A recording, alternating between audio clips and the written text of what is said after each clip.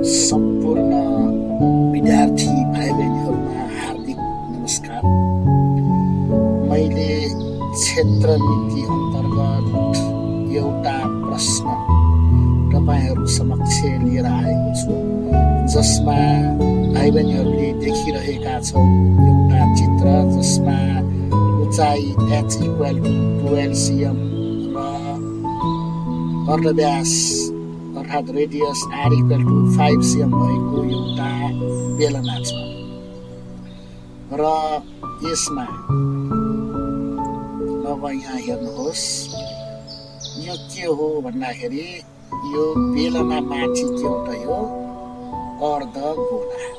कसरी अर्धगोला बनेको छ यसलाई पनि एकचोटि हेरौँ। जस्तै अब यो चाहिँ यसरी बेलना माथि एउटा हामीहरूले यो नरिवलको फूल जसरी नै यसरी अर्धगोला माथि ढक्कनको रूपमा रहेको छ। अब यो प्रश्नमा हामीहरूलाई के प्रश्न छ भनेर विद्यार्थी भाइबहिनीहरूले हेर्नुभयो भने यहाँ यो दिएको अर्धगोला र बेलना मिली बनेको ठोस वस्तुको पूरा सतहको क्षेत्रफल र आयतन पत्ता लगाउनुहोस् भन्ने प्रश्न छ। अब विद्यार्थी भाइ बहिनीहरू, यस्तो आकारको वस्तु आएको खण्डमा अब तिमीहरूले के बुझ्नुपर्ने हुन्छ त भन्दाखेरि यो अर्धगोला यो बेलना भयो भने अब यसमा हामीहरूले देख्ने भाग भनेको यो अर्धगोलाको के भाग देख्ने भयो त भन्दाखेरि विद्यार्थी भाइ बहिनीहरू, यो जुन यसरी हामीले यो अर्धगोला देखिरहेका छौँ यो पुरा देख्दैनौँ, माथिको यो फूलको रूपमा रहेको टुपी जस्तो आकारमा रहेको भाग देख्छौँ। त्यो भनेको यो के हो त, अर्धगोलाको वक्र सतहको क्षेत्रफल। र त्यसै गरी यो बेलनामा पनि हामीहरूले यो जुन अहिले मैले देखाइरहेको भाग हामीले हातले समाउने भाग देखिन्छ, यो चाहिँ बेलनाको वक्र सतहको क्षेत्रफल र तल यो पीठको चाहिँ आधार अर्थात् वृत्तको क्षेत्रफल हो। र यो आधारमा अब हामीहरूले पहिला पुरा सतहको क्षेत्रफल निकाल्ने समस्यालाई म विद्यार्थी भाइबहिनीहरू समक्ष प्रस्तुत गर्दैछु। पहिला हामीहरू जानकारीलाई लेख्छौँ र जानकारीलाई लेख्ने क्रममा यहाँ मैले देखाउँदैछु तिमीहरूलाई समाधान अर्थात् सोलुसन। यहाँ अर्धगोलाको वा बेलना यो दुवै वस्तुको चाहिँ आधारको अर्धव्यास, जस्तै अर्धगोलाको मुनिको भाग भए पनि यो बेलनाको मुनिको भाग भए पनि आधारको अर्धव्यास अर्थात् radius of the base r भनेको 5 cm। त्यसै गरी यो बेलनाको उचाइ कति छ भन्दाखेरि 12 सेन्टिमिटर छ। र त्यसै गरी हामीहरूले अब यहाँ निकाल्नु पर्ने चाहिँ के छन् भन्दाखेरि यो अर्धगोला र बेलना मिलेर बनेको ठोस वस्तुको पुरा सतहको क्षेत्रफल भएकोले गर्दाखेरि पुरा सतहको क्षेत्रफल PSA = वाट एउटा प्रश्न, र त्यसै गरी ठोस वस्तुको आयतन भोल्युम V = वाट एउटा प्रश्न। अब म पहिला पुरा सतहको प्रश्न बारेमा पहिला गइरहेको छु।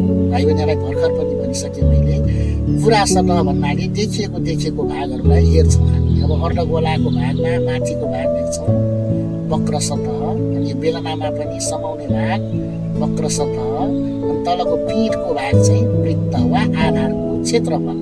यसै भएर हामीले यसरी लेख्छौँ, ठोस वस्तुको पुरा सतहको क्षेत्रफल बराबर अर्धगोलाको वक्र सतहको क्षेत्रफल CSA प्लस बेलनाको वक्र सतहको क्षेत्रफल CSA प्लस आधारको क्षेत्रफल अर्थात् वृत्तको क्षेत्रफल एरिया। हामी यसरी 3 भाग देख्ने भएकोले यो भाग यसरी लेख्यौँ। अब चाहिँ विद्यार्थी भाइ बहिनीहरू हामी फर्मुला हाल्छौँ। अर्धगोलाको वक्र सतहको क्षेत्रफल के हो त, पहिला मनमा ठ्याक्कै अन्दाज लगाऊ अर्थात् मनमा स्मरण गर त के हो। त्यसै गरी बेलनाको वक्र सतहको क्षेत्रफल CSA भनेको के हो हैन। त्यसै गरी आधारको क्षेत्रफल भन्नाले वृत्त अर्थात् वृत्तको क्षेत्रफलको सूत्रलाई राम्रोसँग स्मरण गर्ने सूत्र मिलेर हामीहरूले हिसाब गर्यौँ भने यो क्षेत्रमितिको हिसाबमा कहिले पनि गल्ती हुँदैन।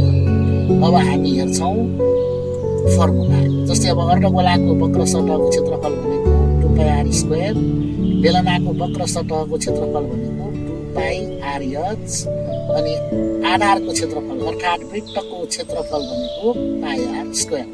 अब विद्यार्थी भाइ बहिनीहरू, यसमा यो 2πr² र πr² एउटै सजातीय पदको रूपमा देखिएको छ। त्यही भएर 2πr² र πr² हामी जोड्छौँ।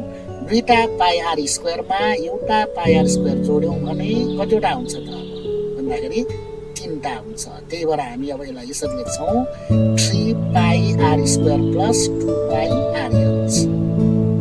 विद्यार्थी भाइ बहिनीहरू, अब हामी यो 3πr² र 2πrh मा कमन लिन्छौँ। राम्रोसँग ध्यान दिउँ त, यहाँ पाइ छ, यहाँ पनि पाइ छ। त्यसै गरी यहाँ r² छ, अर्थात् r × r हो, r दुईटा छ यहाँ। त्यसै गरी यहाँ 2πrh मा r एउटा छ भनेपछि अब कति कमन भयो त, अर्थात् दुवै ठाउँमा छन् त भन्दाखेरि पाइ र r छन्।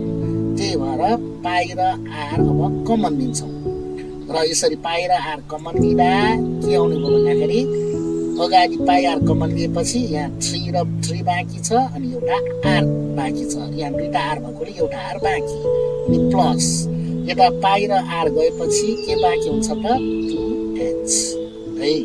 अब चाहिँ हामी मान हाल्छौँ, अर्थात् भ्यालु हाल्छौँ। पाइ भनेको 22/7 हाल्छौँ, r को ठाउँमा कति हाल्छौँ यहाँ छुट्याएको हेरौँ त 5 cm हाल्छौँ, अनि h को ठाउँमा कति हाल्छौँ त 12 सेन्टिमिटर। हेरौँ है त अब र यसरी मान हाले हेरौँ त पाइको मान 22/7 अनि r भनेकोले × 5 अनि ब्राकेटमा 3 को 3, r को ठाउँमा × 5 अनि प्लस 2 अनि h को ठाउँमा × 12। अर्थात् अब यसपछि हामी यो 5 र 22 मल्टिप्लाई गर्छौँ, किनभने 5 भनेको माथिको भाग हो, यो ब्राकेट पनि माथितिर नै भाग हो भनेपछि अब हामी ब्राकेटमा गर्दाखेरि मल्टिप्लाई अर्थात् गुणन गर्छौँ भने बाहिर चाहिँ यो 22 र 5 गुणन गर्छौँ यसरी हेर्नु त। र यसरी हेर्दाखेरि 22 5 अर्थात् 22 5 110 कामुनी 7 अनि भित्र 3 5 15 अर्थात् 3 5 15 प्लस 2 × 12 अर्थात् 24 यसरी 24 भयो। र अब यति गरिसकेपछि अब यो 15 र 24 एड गर्छौँ अर्थात् जोड्छौँ र यसरी जोड्दाखेरि 110/7 × 39 यो दुईटा जोडेको है यो। र यसरी जोडेपछि हामी ब्राकेट चाहिँ खुल्ने भएकोले इन्टुमा राख्छौँ र अब हामी यसलाई क्यालकुलेटरबाट गर्न सक्नुहुन्छ। र यसरी गर्दाखेरि हामी के पाउँछौँ त भन्दाखेरि 612.86 अनि यो एरिया निस्केको भएर वर्ग सेन्टिमिटर अर्थात् cm²। यसरी चाहिँ पुरा सतहको क्षेत्रफल निकाल्छौँ भाइ बहिनीहरू। अब आयतनको प्रश्नमा जाउँ र अब आयतन चाहिँ कसरी निकाल्ने भन्दाखेरि म भाइ बहिनीहरूलाई यो जुन वस्तु छ यो भनेको अर्धगोला र बेलना मिलेर बनेको हो। आयतन निकाल्दाखेरि विद्यार्थी भाइ बहिनीहरूले के विचार गर त भन्दाखेरि यसलाई चाहिँ अब हामीहरूले कुन वस्तु छ यसलाई अलग्याउँ है त। जस्तै यसलाई यसरी अलग पारे भने अब यो माथिको भाग चाहिँ अर्धगोला भयो, तलको भाग चाहिँ बेलना भयो भनेपछि आयतन निकाल्ने भनेको अब हामीहरूले अर्धगोलाको आयतन र बेलनाको आयतन निकाल्छौँ। याद गर्ने आयतन भनेपछि यो वृत्तको भाग पर्दैन। अब यसपछि हामी यो आयतनको प्रश्नको समाधानको लागि जान्छौँ। हेर्नुहोस् त, ठोस वस्तुको आयतन बराबर के त भन्दाखेरि अर्धगोलाको आयतन प्लस बेलनाको आयतन। ल अब विद्यार्थी भाइ बहिनीहरू तयार हौ त। अर्धगोलाको आयतनको फर्मुला के हो राम्रोसँग स्मरण गर त। त्यसै गरी बेलनाको आयतनको सूत्र अर्थात् फर्मुला के हो त यसलाई पनि राम्रोसँग स्मरण गर्ने र यसरी स्मरण गर्ने क्रममा अब हामी यसरी फर्मुला हाल्छौँ। अर्धगोलाको आयतन भनेको 2/3πr³ प्लस बेलनाको आयतन भनेको πr²h। त्यही भएर अब हामीहरूले एउटा कुरा अब ध्यानमा राख, यहाँ पनि पाइ छ, यहाँ पनि पाइ छ। यहाँ आर कतिवटा छ 3टा छ क्युब भनेपछि यहाँ आर स्क्वायर भनेपछि 2टा छ अब कमन लिने भनेको दुई ठाउँ हेरेर कम भएको कमन लिने अर्थात् दुवैबाट लिन सकिने जति मात्रै हामी कमन लिन्छौँ भनेपछि पाई देखिरहेकै छौँ र देखिरहेकै छौँ हामी अब यहाँ आर क्युब छ यहाँ चाहिँ आर स्क्वायर भएकोले यहाँ आर 2टा छ यहाँ आर 3टा भनेपछि दुवै ठाउँबाट 2टा लिन मिल्छ त्यही भएर अब हामी पाई र आर स्क्वायर कमन लिन्छौँ र यसरी लिँदाखेरि पाई आर स्क्वायर कमन लिएपछि यहाँ के बाँकी रह्यो त 2/3 अनि आर 2टा गइसक्यो यहाँ आर चाहिँ 3टा छ एउटा आर बाँकी अनि प्लस यताबाट पाई र आर स्क्वायर गइसकेकोले एच बाँकी भयो अब होइन फुरासट झिकेकोमा जस्तै हामी मान हाल्छौँ र पाईको मान कति हो त सम्झ्यौ त हो पाईको मान भनेको हामीले युज गरिरहेको अर्थात् प्रयोग गरिरहेको 22/7 त्यसै गरी आर भनेको यहाँ मान हेर्नु त हामीहरूले यो थाहा दिएको यो चित्रबाट आर भनेको 5 अनि एच भनेको चाहिँ 12 cm अब मान हाल्छौँ हामी र यसरी मान हाल्दाखेरि पाई भनेको 22/7 आर स्क्वायर भनेको 5 स्क्वायर अनि ब्र्याकेट 2/3 अनि आर भनेकोले यो 5 अर्थात् 5 cm मान हाल्दा इन्टु 5 अनि प्लस एच भनेको 12 अब अघि नै जसरी नै यो 5 स्क्वायर भनेको 25 गर्ने अनि यो 5 ले चाहिँ 2 लाई चाहिँ मल्टिप्लाई गर्ने र यसरी गर्दाखेरि यसरी 22/7 इन्टु 5 स्क्वायर भनेको 25 अनि 2 5 जा 10/3 प्लस 12 विद्यार्थी भाइ बहिनीहरू अब यसरी नै हामीहरू अब यो ब्र्याकेट बाहिरको भागमा यो 25 ले 22 लाई चाहिँ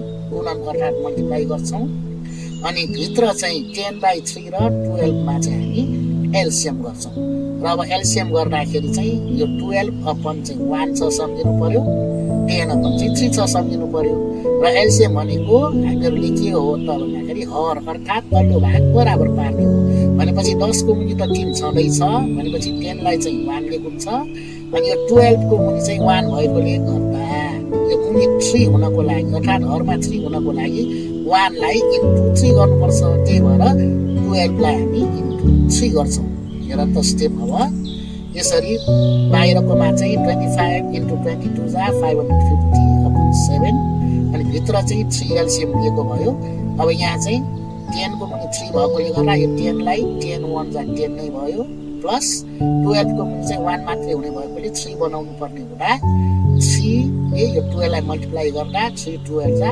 26 अब यसपछि हामी यो ब्र्याकेट भित्र माथि जोड्छौं र यसरी जोड्दाखेरि 550/7 इन्टु 46/3 भयो र यसलाई अब हामीहरूले क्याल्कुलेसन गर्दा अर्थात् यसको मान निकाल्दाखेरि यसरी हामीहरू कति पाउँछौं भन्दाखेरि 1204.76 अब आयतन भएकोले गर्दाखेरि घन सेमी अर्थात् cm क्युब हुन्छ र यसरी हामीहरूले अब यो प्रश्न अनुसार भनेको पूरा सतहको क्षेत्रफल पनि आयो आयतन पनि आयो र यसलाई हामी अब यसरी उत्तरको रूपमा यसरी लेख्छौं तसर्थ ठोस वस्तुको पूरा सतहको क्षेत्रफल भनेको 612.86 वर्ग सेमी वा cm स्क्वायर त्यसै गरी ठोस वस्तुको आयतन भनेको 1204.76 cm क्युब अर्थात् घन सेमी भनेर यसरी उत्तर निकाल्न